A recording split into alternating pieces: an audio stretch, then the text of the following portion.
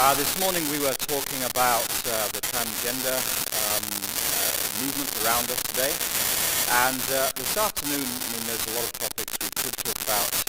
I want to focus on something that I'll be talking about next week at Village and Sabbath School. Next week, on Sabbath, Village has a one-week series starting on the Sabbath, the 17th to the 24th.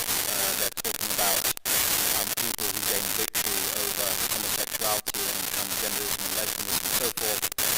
People who've been within those lifestyles, how God led them out of it, and how as a Christian we can respond to people caught up in those lifestyles. So we start that next Sabbath, and they asked me to prepare something on a brief history of the sexual revolution.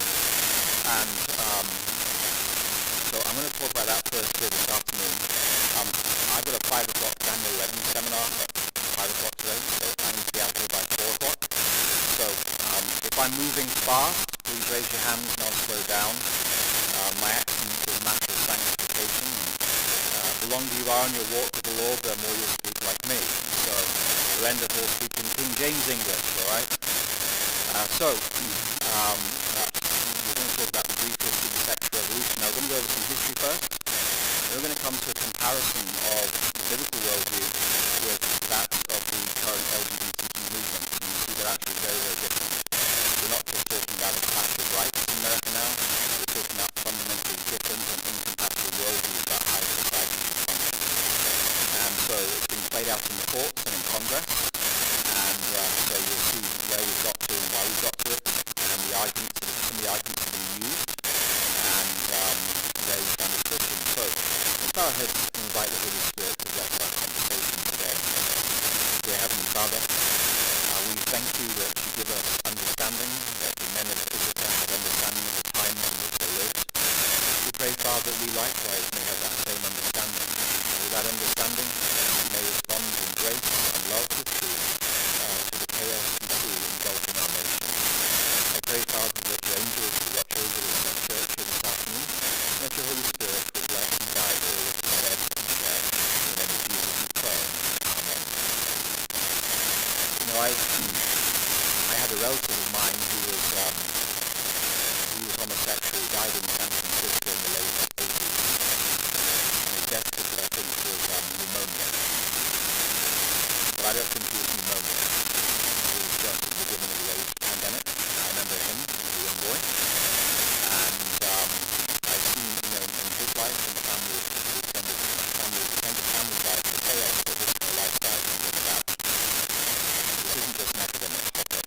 Alright, so we're going to start out in the 1940s and work forward in time. There was a very famous physician down in Nebraska. His name was Dr. Miller. He was the state health director in Kansas, in Lincoln, Nebraska, and Omaha, and he had an interest in homosexuality. And he argued in the 1940s, the early 1940s, that homosexuals have cycles, just as a woman has a menstrual cycle, so a homosexual has a cycle of uncontrollable sexual desires, and that once a month, about 3 or 4 days, you might say went off the reservation, and wanted to express himself in really what was considered base immoral activity at the time. And so you see his quote there, 3 or 4 days each month, the homosexual's instinct, that is, the moral decency, breaks down, and is driven into abnormal fields of sexual practice. And so he prescribed large doses of sedatives for homosexuals as they went through their monthly cycles, so that they basically became doped up and they kind of semi-functional. They weren't really able to function as normal human beings. He made it to Congress, and in the late 1940s he authored what was known as the Sexual Psychopath Act. And this, otherwise known as the Miller Act, this made sodomy punishable by up to 20 years in prison. And this was a problem.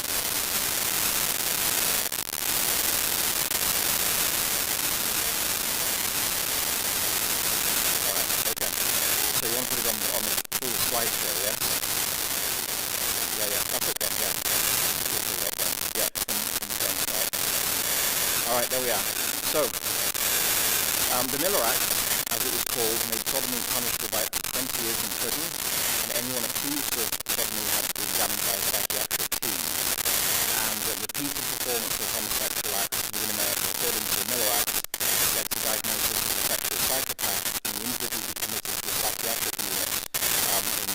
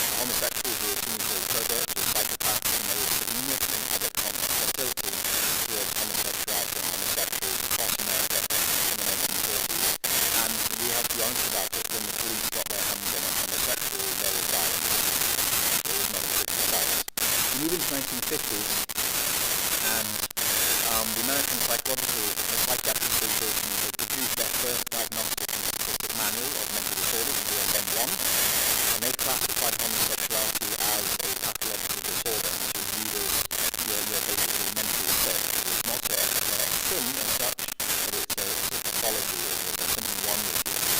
And popular literature in America in the 1950s classified homosexuality as a social taboo, or the result of social maladjustment. Maybe you had an overbearing mother or an overbearing father, maybe there's another malfunction within the family, and this was expressed as you grew into adulthood by sexual malfunction or becoming homosexual. Now at the time, in 1950s America, it was viewed that homosexuality could be cured. It could be cured by psychoanalysis, residential group therapy, insurance shock or electrical shock treatments, and even some phlebotomy. And so this was practiced in America in the 1950s.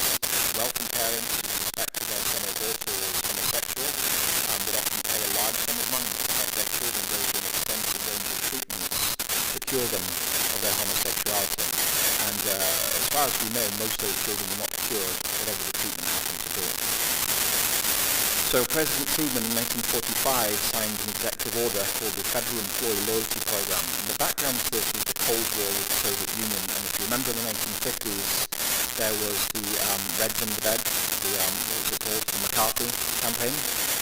The government was afraid of communists all over America, going to overthrow America in our Cold War against the Soviet Union.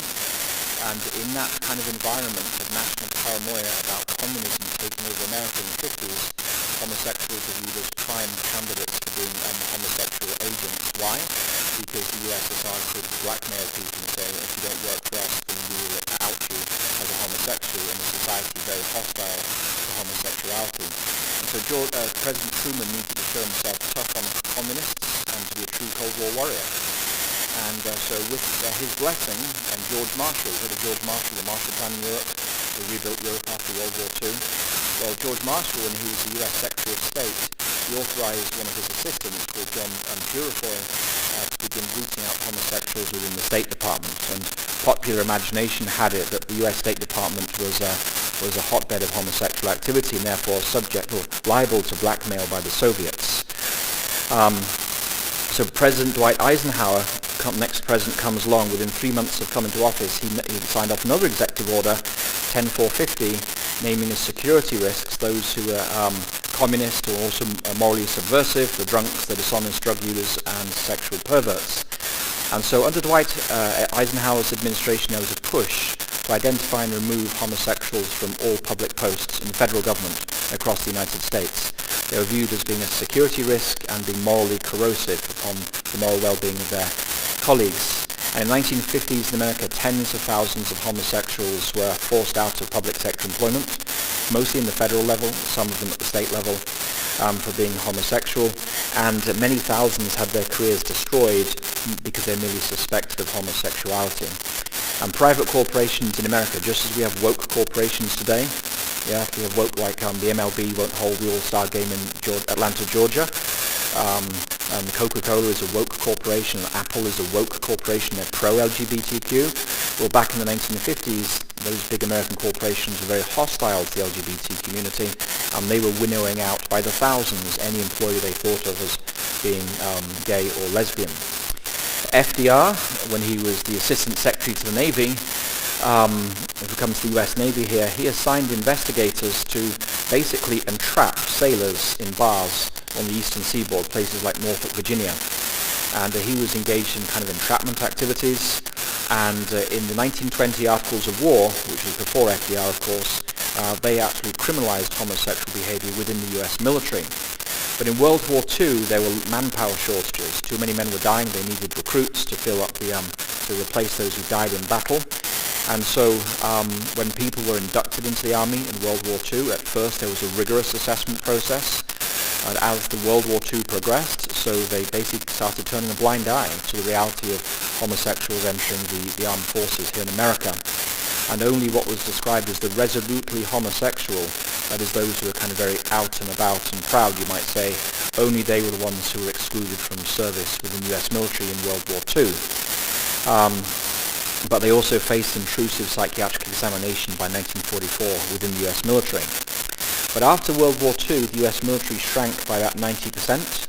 Homosexuals were once again rooted out in great numbers, and Army Regulation 600-443 described three kinds of homosexual. The aggressively homosexual were to be court-martialed because they had a corrosive impact on unit cohesion. Secondly, non-aggressive homosexuals, they could resign or be dishonorably discharged, and those with mere homosexual tendencies could receive an honorable discharge. And many homosexuals opted for the third of those three options, so they would still receive their benefits once they left the US military. In the army, but they soared again from 1953 onwards.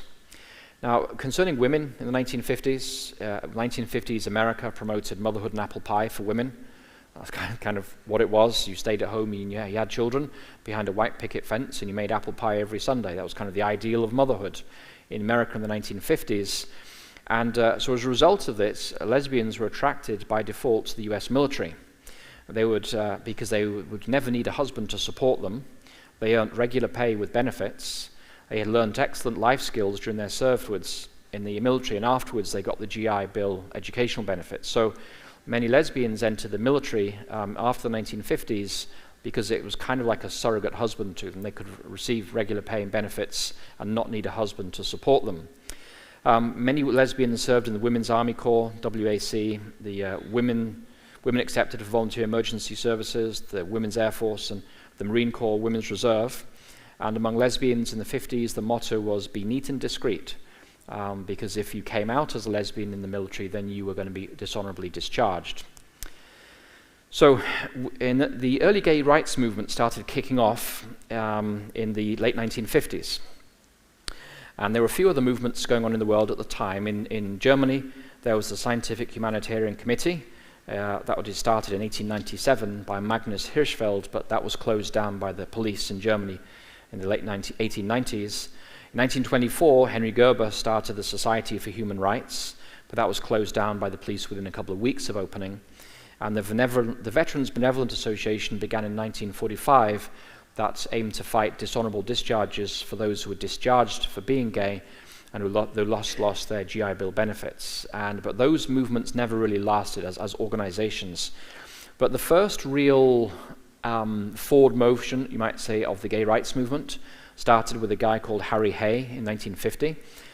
He argued that homosexuals are an oppressed cultural minority, and he approached the gay rights movement within a Marxist worldview.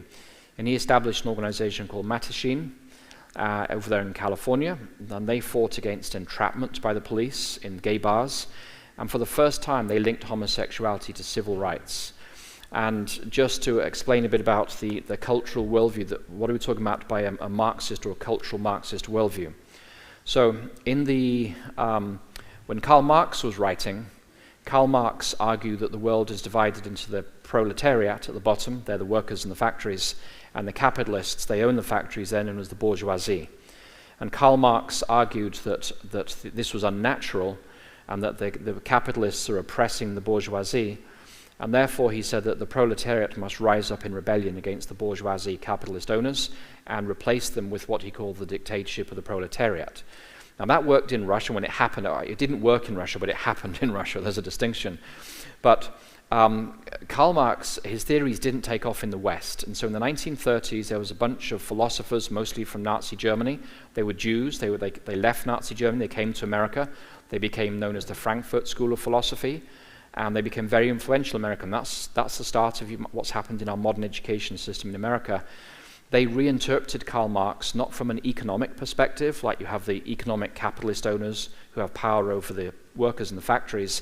They reinterpreted Karl Marx from a power perspective, and they said that in society there's not just economic imbalances, but there are power imbalances. And so they argued that there is a hierarchy of victimhood, and the lower down you are on the hierarchy of victimhood, the more of a victim you are. And so this is now known as cultural Marxism, and it's also known as critical theory. And we could talk about critical theory later if we have time, but it's called critical theory because if you're an anthropologist and you want to understand a society, Let's say that you want to understand how, let's say, a soccer club functions. If you're an anthropologist, you go and you observe. You want to observe the human interactions within that soccer club, and you document how it works. You recognize that when you first get there, the people will adjust their behavior in line with what they think you, the scientific researcher, want to see, but after a while people lapse back into their normal behavior. And so that's what an anthropologist does, or a sociologist, whereas from a Marxist perspective, you have not just social theory, but you have critical theory. And Marx argued that everything in the West must be ruthlessly criticized. That's his phrase, ruthlessly criticized, in order to demoralize everybody from within. So problematize everything, attack everything, say that everything is absolutely evil, and eventually that society will collapse from the inside. And that's what we see happening in America right now, where everything is attacked, everything is problematic, where just breathing makes you, a homophobe or whatever the case may be, whatever term of use they want to hurl at you. And so this is what critical theory is about. And critical theory has a hierarchy of victimhood, and you have people at the top who are the oppressors, and everybody else is the oppressed. And the further down that hierarchy you can become, the more oppressed you are, the more insight you have, and therefore you have the greatest truth. So we won't go into too much detail on that just now, but anyway, Harry Hay with Mattachine was arguing that homosexuals were an oppressed minority within a Marxist worldview.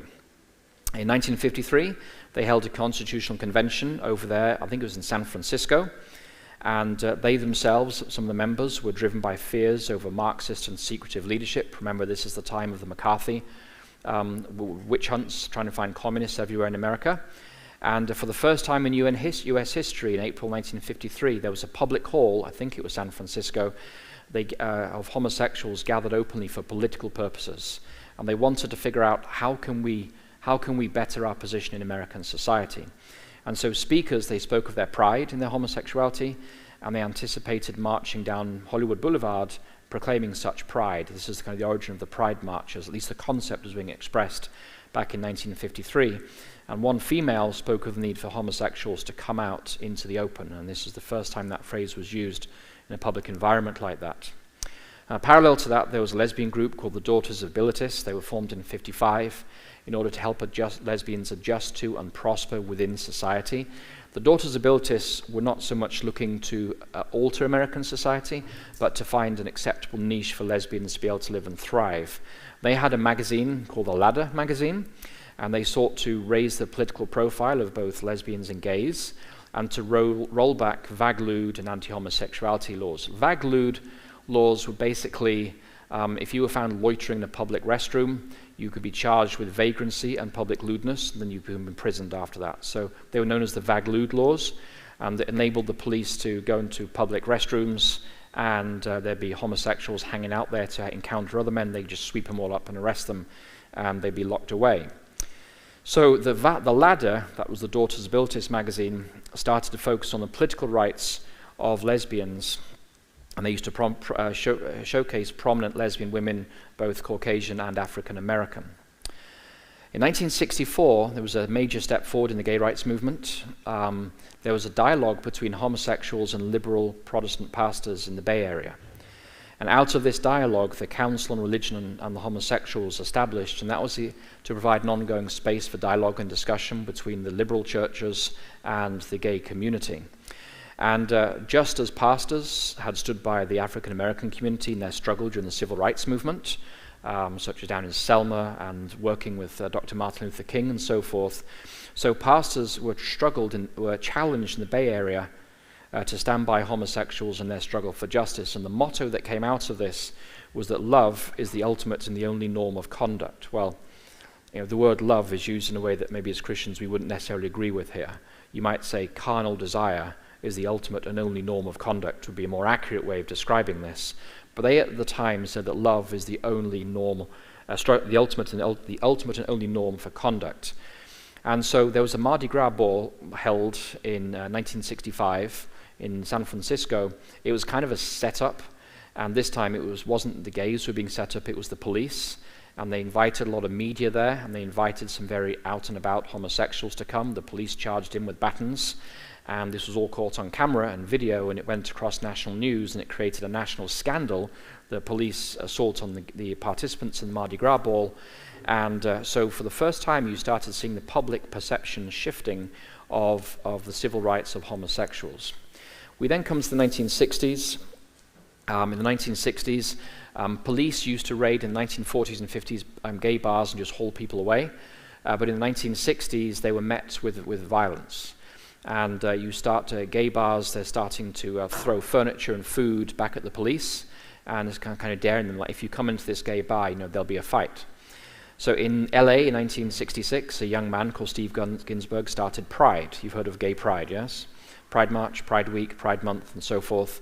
It stands for personal rights in defense and education, and hundreds of Pride supporters, they marched through LA to their local police station to protest police brutality, arbitrary arrest, and the abuse of their civil rights.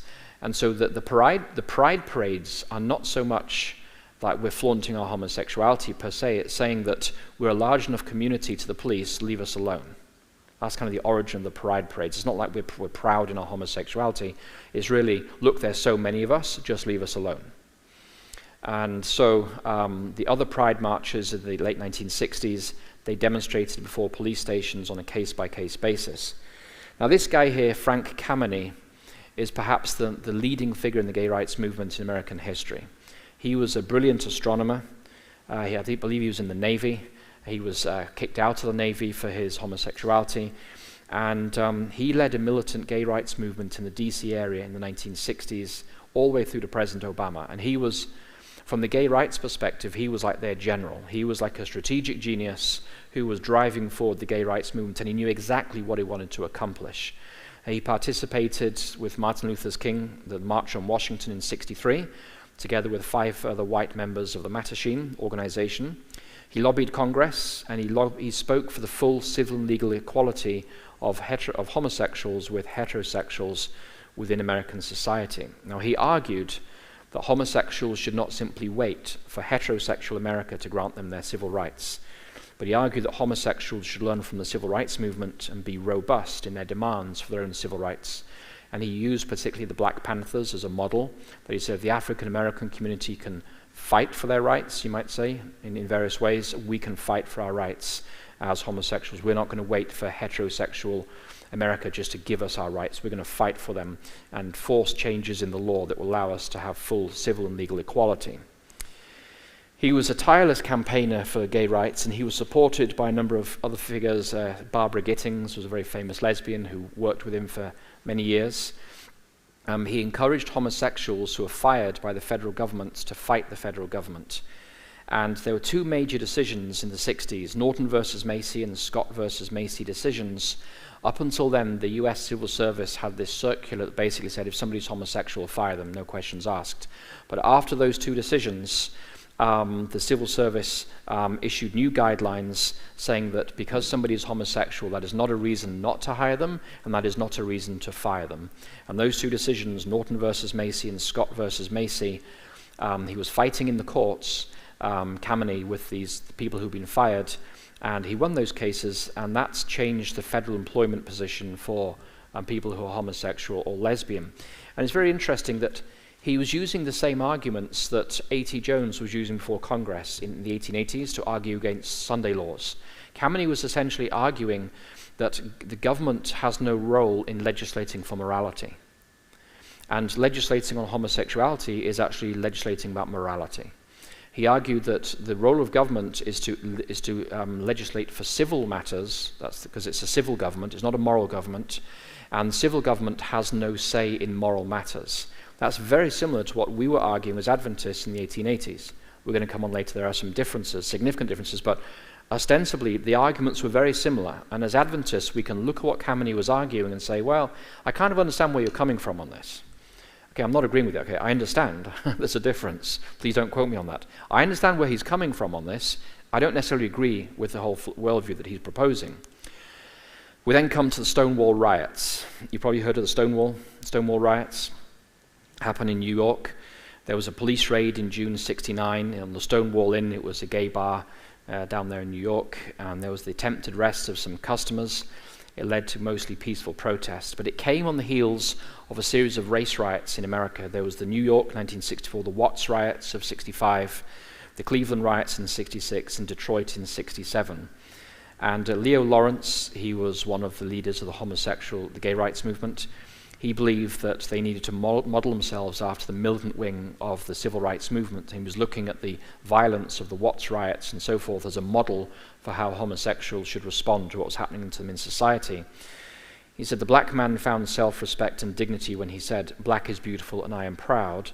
Now homosexuals are starting to say, gay is good and I too am proud. And so the gay rights movement started to model itself on what was happening within the civil rights movement, particularly the more, not the Martin Luther King wing of the civil rights movement, but the more the Black Panther wing of the civil rights movement. So you have the Stonewall riots, and for about 3 or 4 nights there was street battles in that portion of New York, and eventually the police were forced to pull away because it was just looking terrible on the news. There's running street battles between hundreds of homosexuals and police, and they were fighting it out in New York. You then come to the 1970s, and you then have internal debates and radicalism. The Gay Liberation Front, they promoted zapping. Now, zapping became very popular. Zapping was, if I'm standing and talking here, you may have a bunch of gays walking and start yelling in my face, squirting me with water, shouting me down. That's what it means to be zapped, okay? It's very in-your-face kind of confrontations. Lesbians, they felt that the gay rights movement was basically catering to the needs of men, not to women. And so there was a bunch of radical lesbian groups formed, such as the Lesbian Liberation Committee, another group called the Radical Lesbians.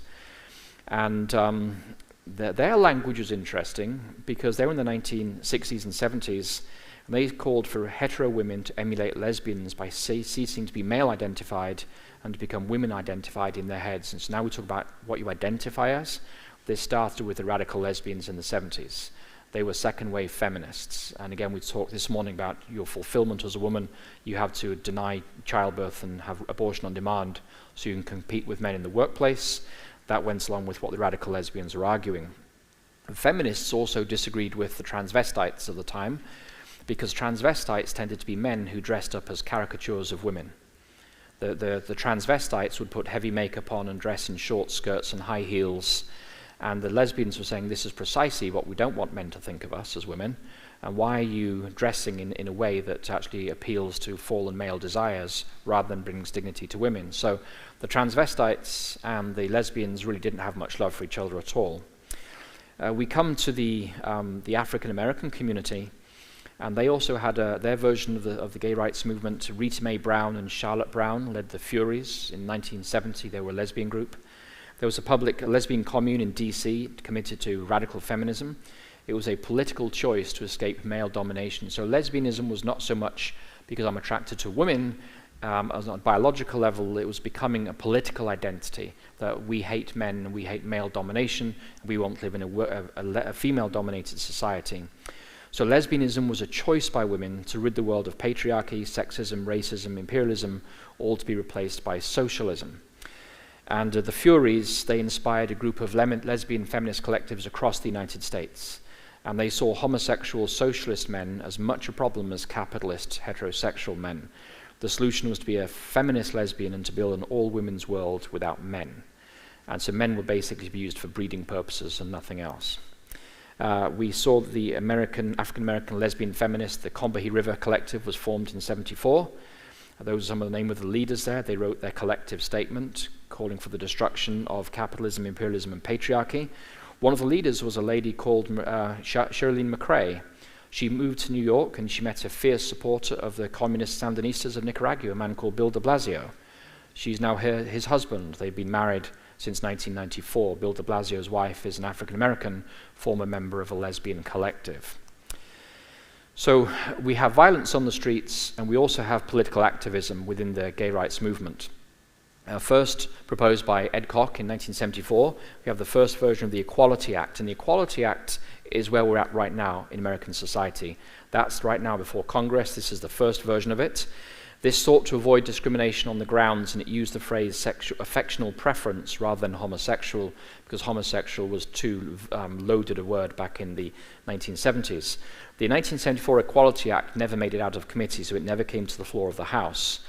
But the gay rights movement was essentially in the 1970s shifting to attacking lawmakers rather than political activism on the streets. That's the essential shift there. When it comes to the medical profession, there was the zapping of psychiatrists, and psychiatrists were overwhelmingly hostile towards homosexuality. They did not want it to be normalized. They generally viewed it as being a pathology, that something has gone wrong in your psychosexual or biological development.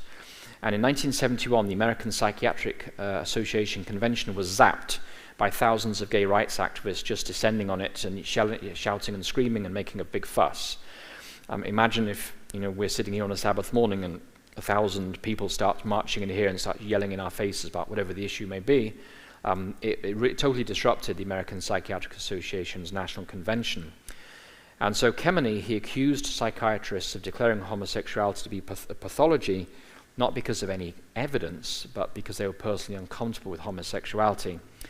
And so in 1972, there was a compromise reached. The American Psychiatric Association agreed with the gay rights movement to have a panel discussion on homosexuality.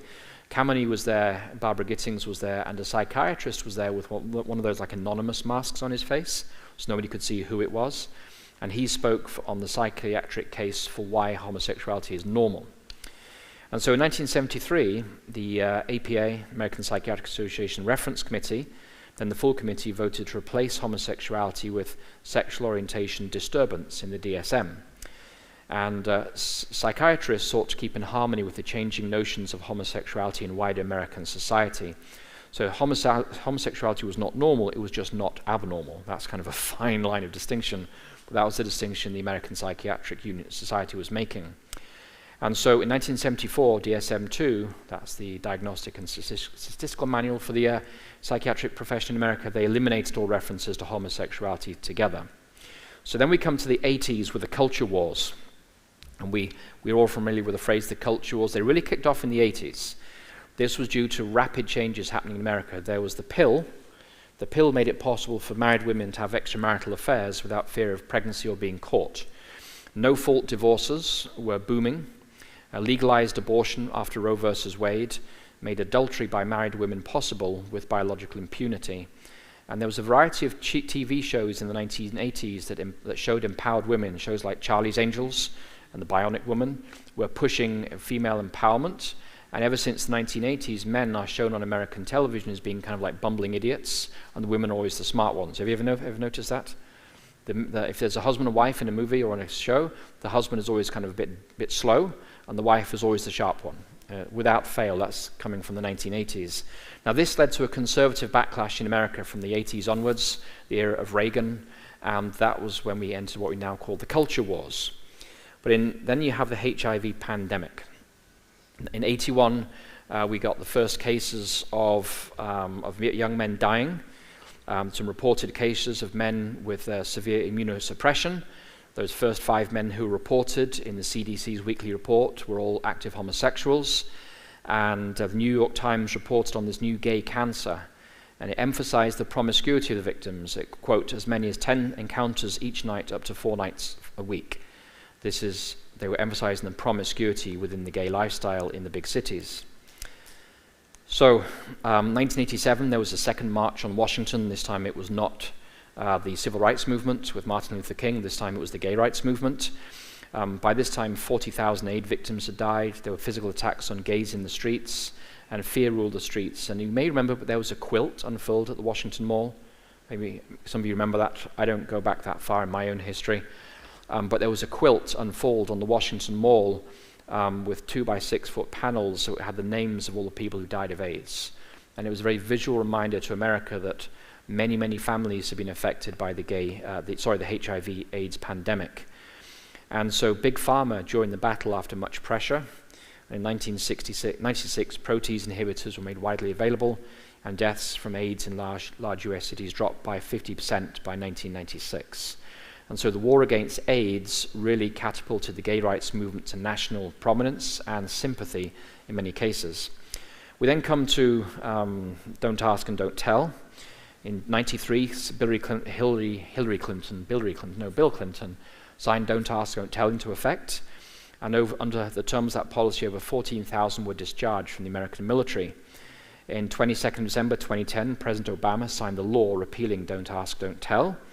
Then he signed the Matthew Shepard and James Byard Jr. Hate Crimes Prevention Act. That was in October 2009.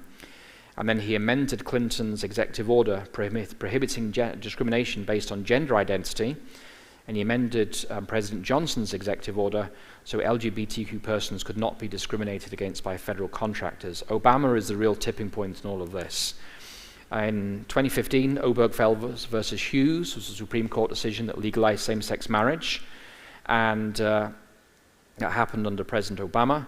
And the Equality Act, now before the Senate, this is where we are now as a society. It removes all protections provided by the First Amendment, that's freedom of religion, and from the Religious Freedom Restoration Act, RFRA, which was signed in by President Clinton. The Religious Freedom Restoration Act essentially puts into practical law the protections of the First Amendment, okay?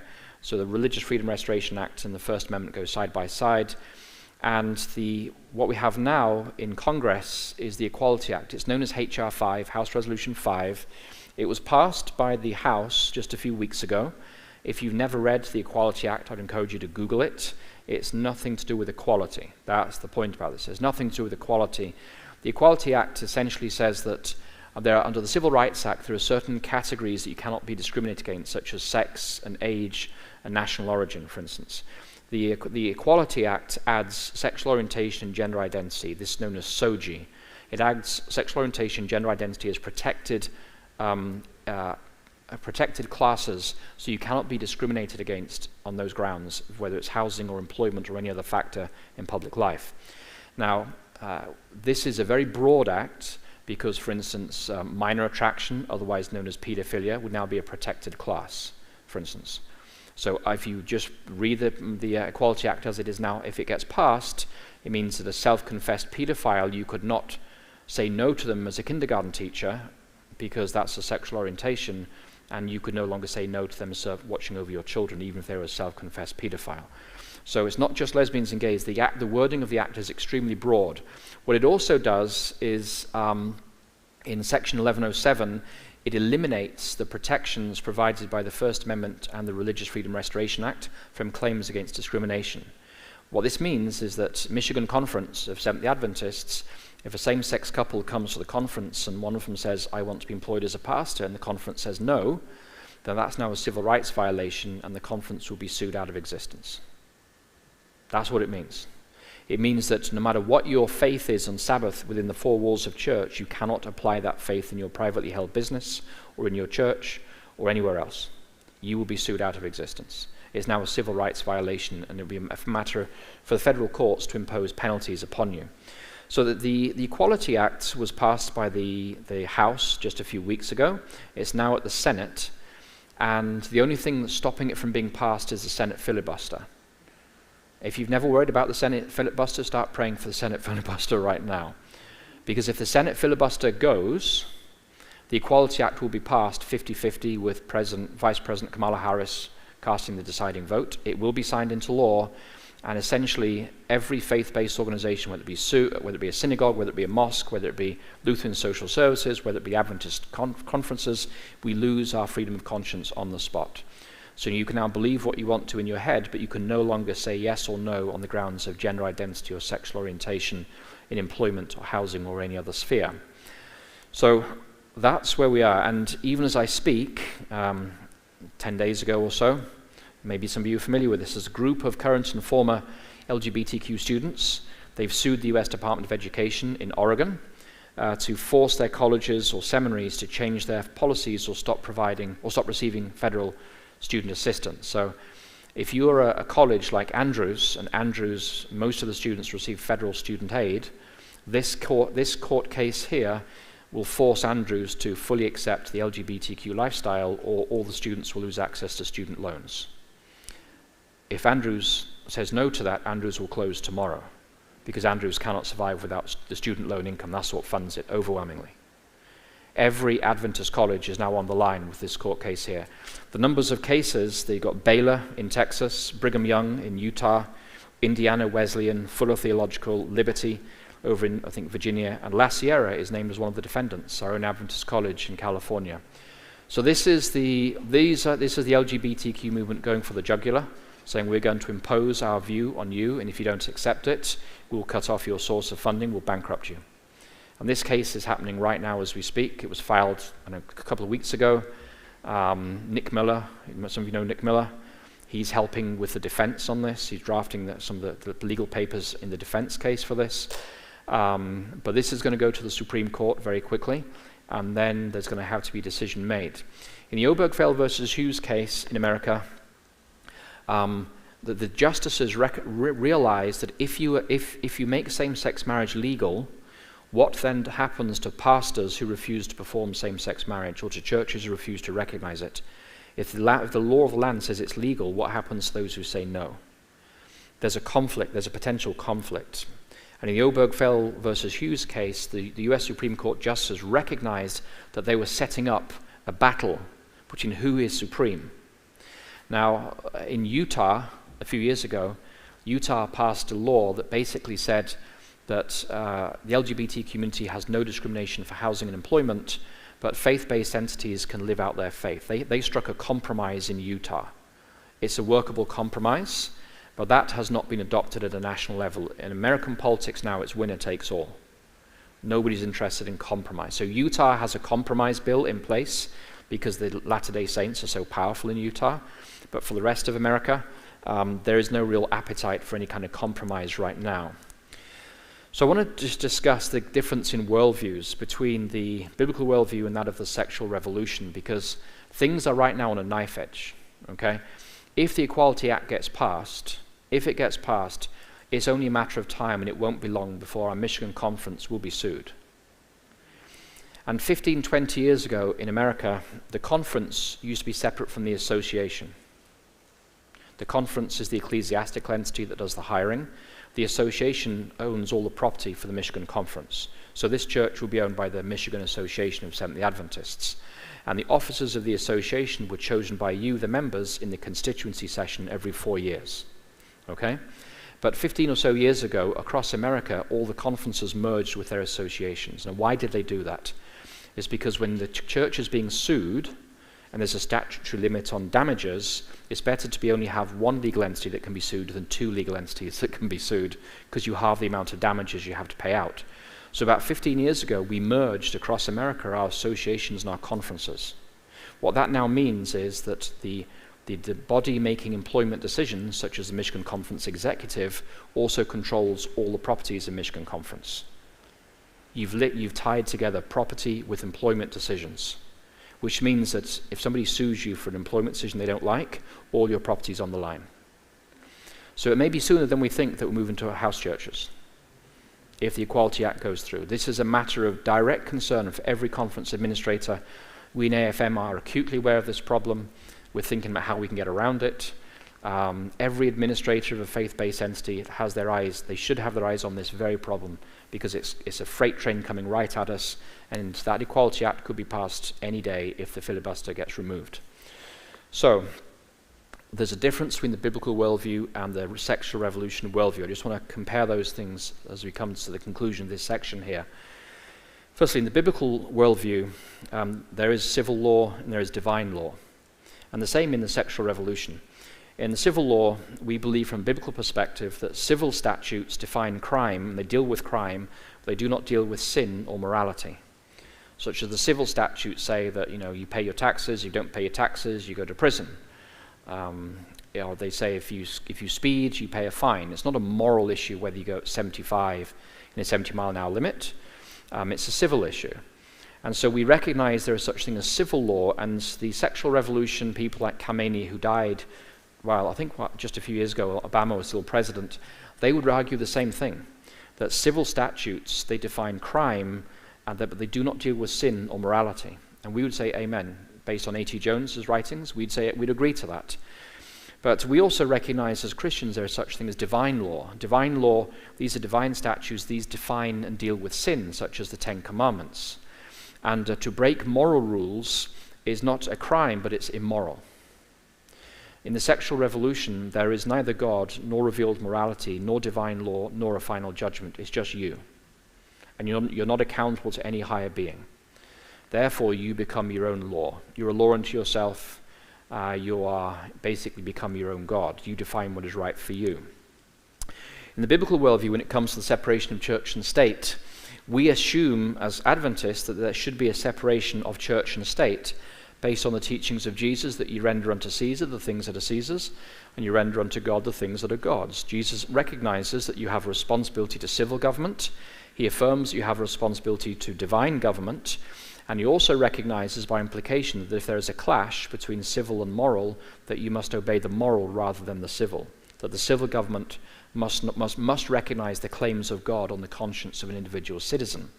So we believe in the separation of church and state, but in the sexual revolution, they believe that the state is supreme and alone, and there is no assumption of the church in a secular worldview, that the state is everything. There is no separation of church and state. There is the elimination of church, and all you have left is the state. And so the role of the church in the biblical worldview, well, the God gives us civil government to give us civil laws, and he gives the world the church, entrusted with the gospel and the Holy Spirit, to promote the obedience of faith among the Gentiles, to guide individuals into morality and into righteousness. That's God's agent on church for morality, is the church, led by the Holy Spirit and proclaiming the gospel. In the sexual revolution, the LGBTQ movement, the church has no kind of overarching purpose. It's merely a convenient social actor that can be co-opted to promote the civil rights of the LGBT community, but not to promote biblical or revealed morality. So the liberal churches who are supporting the gay rights movement, they go to Massachusetts, every church has a rainbow flag in front of it. The gay rights movement views them as useful allies, but they don't accept actually what the churches teach. So then it comes to moral framework. In the biblical worldview, we all live within and are accountable to a revealed moral framework from God. God has revealed what is moral. You do not need to know, you do not need to ask yourself, is it moral to kill another man? God has already said, thou shalt not kill, for instance.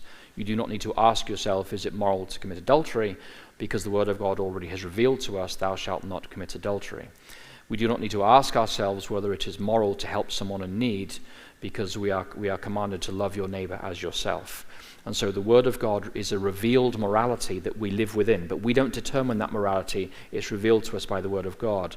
In the sexual revolution, there is no revealed moral framework, nor is there any moral accountability before God. Every individual is sovereign and seeks happiness as he or she chooses, which is now why the worst crime in American society is to believe in this, a moral framework, and to seek to impose it on people who want to live like this. You're a bigot, you're a transphobe, you're a homophobe, or whatever the epithet they want to hurl at you. And if you want to, the gay rights movement has reached this point, and American society, with the Equality Act, has reached this philosophical position here. The shift from this to this has been taking place with the gay rights movement, and with the Equality Act gets passed, this is where we are as a nation. And we're essentially saying that in those days there was no God in Israel, no king in Israel, every man did what was right in his own eyes. That's where we've come as a society, philosophically, with the gay rights movement. When it comes to civil authorities and morality, we argue as Christians that civil authorities should not legislate for morality, such as the Spanish government in the Inquisition. The Inquisition, or the Sharia law, is the logical and the very painful conclusion of imposing morality by the state. And as Adventists, we recognize that this is what's going to be an end-time scenario for us. This is what's going to happen, imposing worship on us. So this is where we live here in Fairplain Church. This is what we recognize is going to happen at the end of time, but this is what is happening right now up here. And where this is going, and this, they all end up in the same spot. That the civil authorities should not legislate for morality, but this is happening via cancel culture. So that is, we worry about going from here to here to here. That's end-time persecution. We're actually moving from here to here to here. This may well happen, but we're actually moving in this direction here rather than this direction. But the end game is still persecution here, cancel culture, for those who believe in a revealed moral framework from God. We're still moving in the same, the end result is still the same. Whichever way you cut the cake, it's still a piece of cake.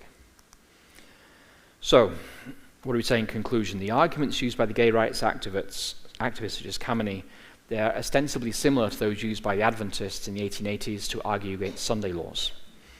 The argument that Congress should not be legislating morality, they should only uphold the rights of US citizens, regardless of whether the majority rejects the practices of the minority.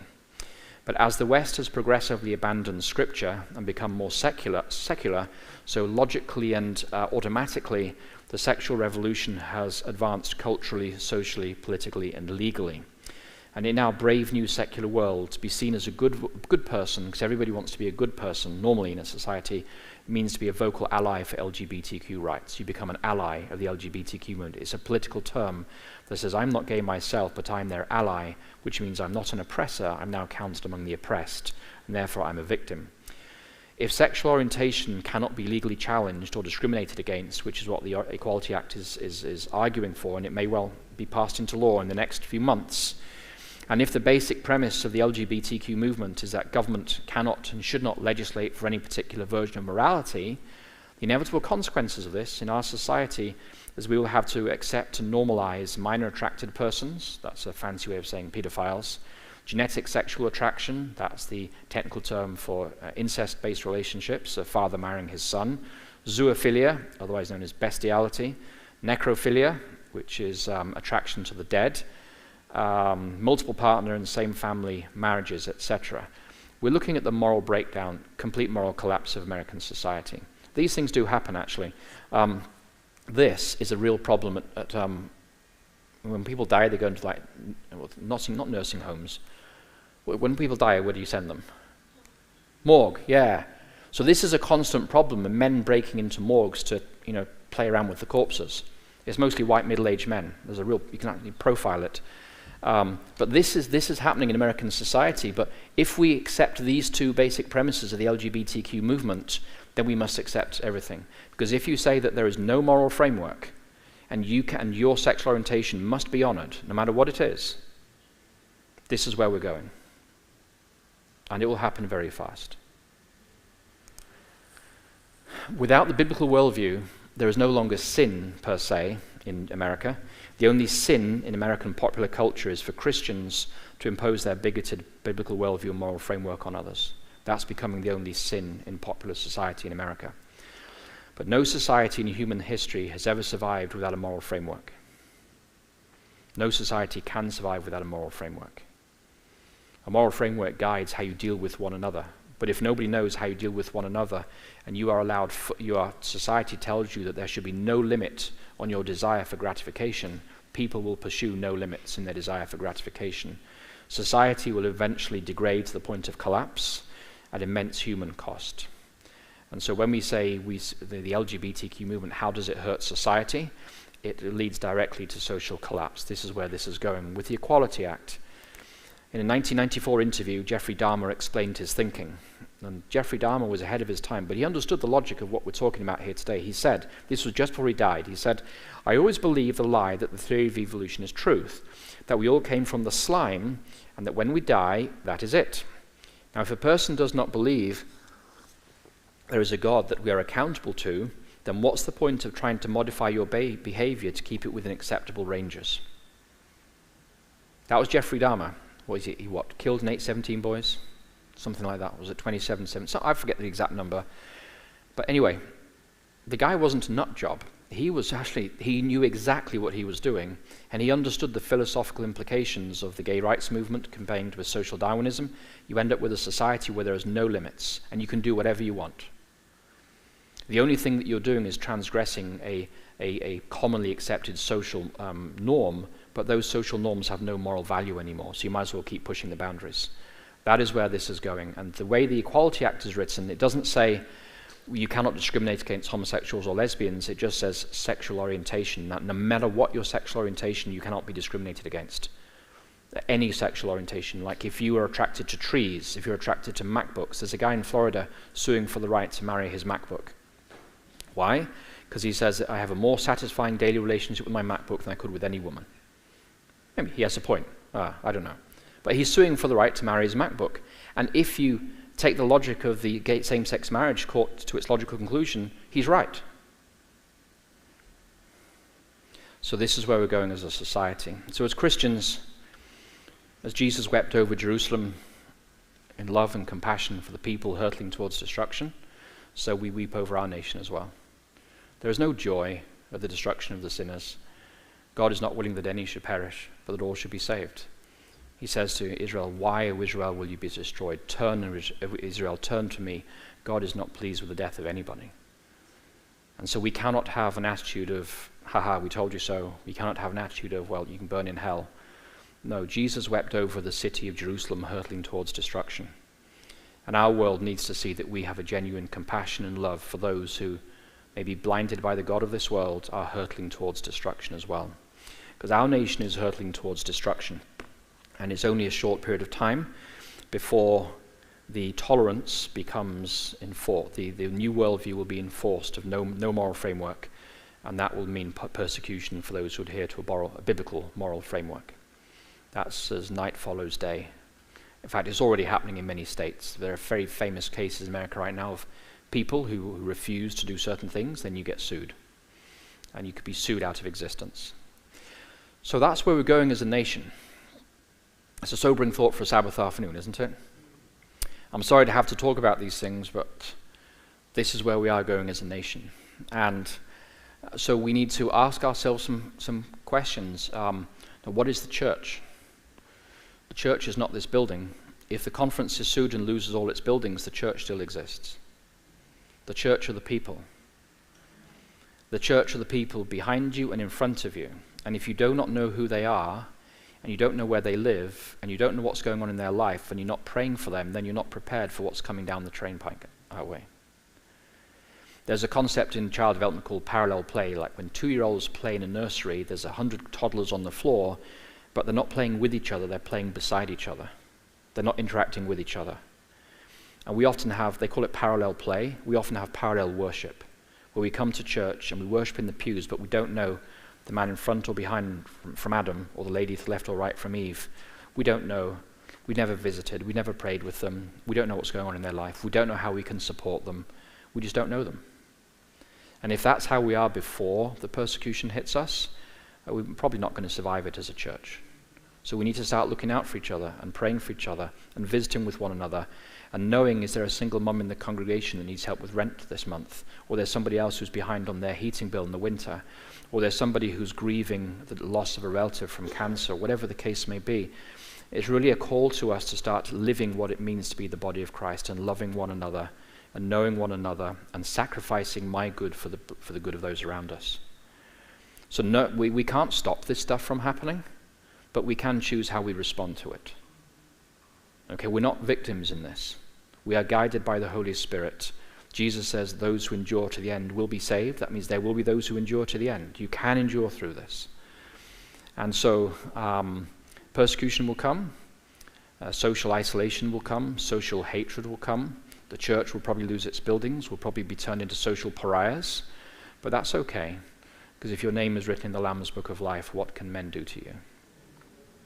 So we'll shift on to, I've got half an hour left, so we'll just take a couple of minutes of questions or thoughts, and then we'll talk a bit about persecution.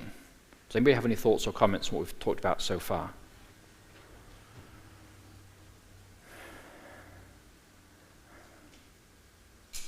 Since this is coming, why can't we act to defend ourselves? Why can't we act to what? Defend ourselves in some fashion. I mean, Yeah.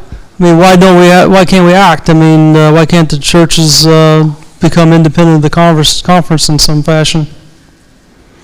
Yeah. Well, I mean, we don't have to sit here and take it. that's a fair point.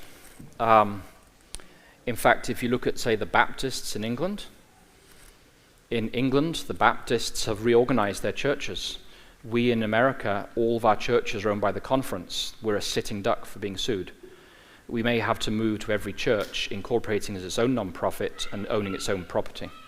The problem with that, though, and the reason that may not work financially, is that there's only 4 companies who will now reinsure the Adventist Church globally with Adventist risk management. The risk profile is so high. And the number one reason why churches are closing in America right now is because they can't afford the general liability insurance premiums because there have been so many sex abuse claims.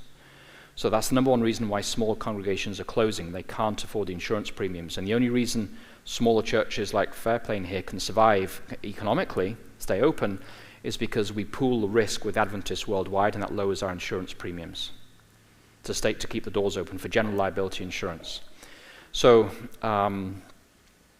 yeah, because there's been so many sex abuse claims, insurers do not want to insure small churches any longer. Like if this church owned its own building, the chances are you could not pay your own general liability insurance premium with a separate policy from Adventist risk management, just because the insurers view it as being too expensive. Therefore, you have to go to house churches and not meeting buildings at all. That's the logical conclusion of where this is going. But the worst that happens, they sue you and they take your building. So, what do you have to lose? Well, probably you wouldn't get your own building in the first place, because the moment, if you have a building, you couldn't open it without general liability insurance. You can't? No. You need general liability insurance. If you own a building, you need general liability insurance for it. Why? Because they sue you and take the building? I mean, what do you have to lose? I believe that, I'm not sure it's a legal requirement, but I know that you would have to have a general liability insurance for a building if you owned it. If there was a fire. You lose the building, so what? If somebody tripped up in the parking lot on the ice. You lose the building, so what? Well, no, somebody's going to have to pay the damages or medical costs for that person.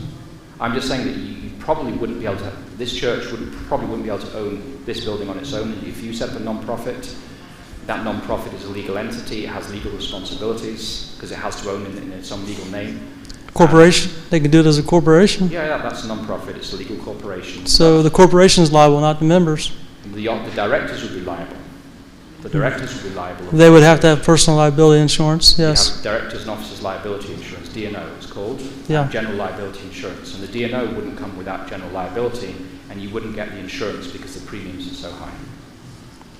That's the number one reason why small churches are closing in America right now. It's insurance premiums are skyrocketing. Well, what you're saying, it'd be impossible to have a church in this country then. What you're going to have to go to, what we're going to have to go to is house churches. And why wouldn't they be liable? Because that's in your own private. If I invite you to my house, I have my general homeowners insurance policy. This can be somebody's house. This right here can be somebody's house. There's always a way. Yeah. You can find it. We can discuss that later, brother, but... You can find it. I'm just telling you that thousands of churches have closed in America in the last few years because they cannot pay the premium. Hey, they're playing by the dirty rules. You know, we can get creative, you know. We don't have to stand here.